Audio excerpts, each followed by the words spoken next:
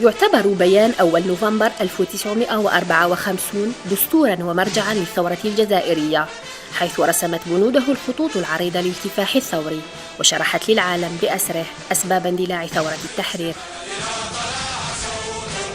توجهنا إلى قرية إغليمولا الواقعة في بلدية تيزين 3 بمدينة تيزي وزو، والتي اختيرت من طرف القادة الجزائريين في 1954 لتكون مهد بيان أول نوفمبر، وعدنا بذاكرة سكانها إلى تلك الحقبة العصيبة من تاريخ الجزائر. إغليمولا il a été signalé par Karim Belkacem à Boudiaf au 6, mais غير Boudiaf, hein? Mais Boudiaf il était en tête. C'est lui et Boudiaf il connaissait aussi l'Arbi Ben Mehidine et les autres. Bétat, enfin tous les 6. Ils savaient que Ghili-Moula, on pouvait compter pour déclencher la guerre. Pourquoi?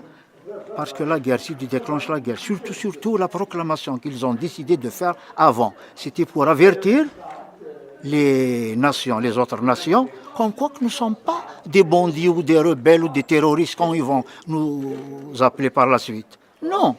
Voilà pourquoi on veut sortir, on veut prendre le maquis pour chasser les Français. Si la France starve bina, ce n'est pas la peine de continuer à faire la guerre, de s'entretuer. Il a mat starve, on va la combattre jusqu'à la fin.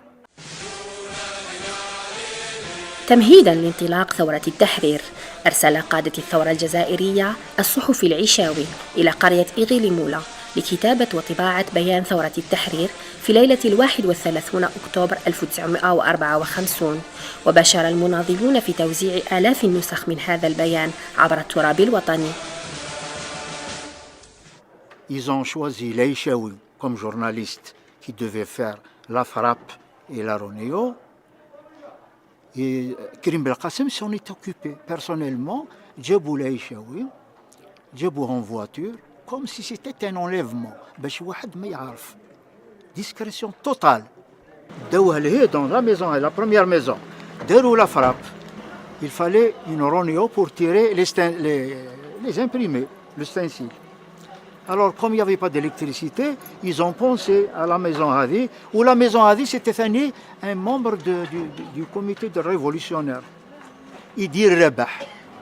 زي قرأ خما ربح سالم ترحم ربي ذا خما الشهداء زي جبت انت غير نوفمبر 54 زي 5 جيم أسيران تورد سيل الجزائر وانت الجروب دي 6 شوفوش من بعد خما عمر مزيان ترحم ربي ولا انت الشهيد خدمت هذه ماشي الداكتيلوغرافيه بعد بنتي دردقين مثل ترشتين مثل ثفات سخمة ثاري.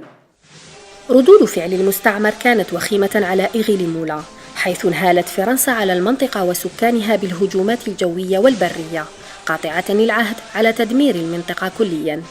لكن هذا لم ينقص من عزم رجال ونساء صمموا على استرجاع حريتهم مهما كان الثمن.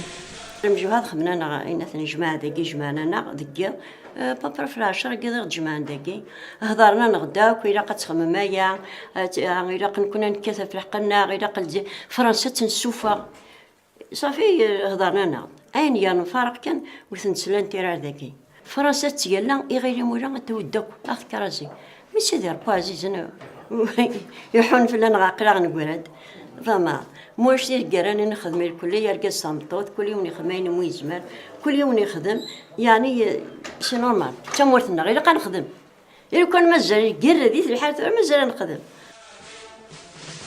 مرت الأيام والعقود ولا يزال سكان إغليمولا يتذكرون تلك الليلة التي كتبت تاريخ الجزائر وجعلت من قريتهم رمزاً من رموز ثورة التحرير المجيدة، فالقدامى منهم يتذكرون والشباب يفتخرون.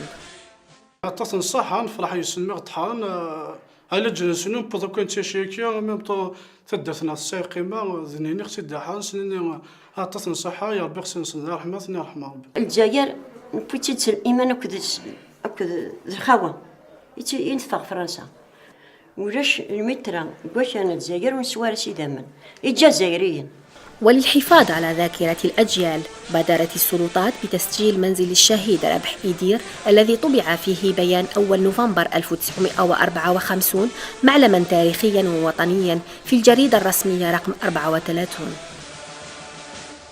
اليوم وبمرور 60 سنة لا تزال روح التاريخ تنبض بإغليمولا لتروي للعالم قصة شعب دفع النفس والنفيس من أجل الحرية.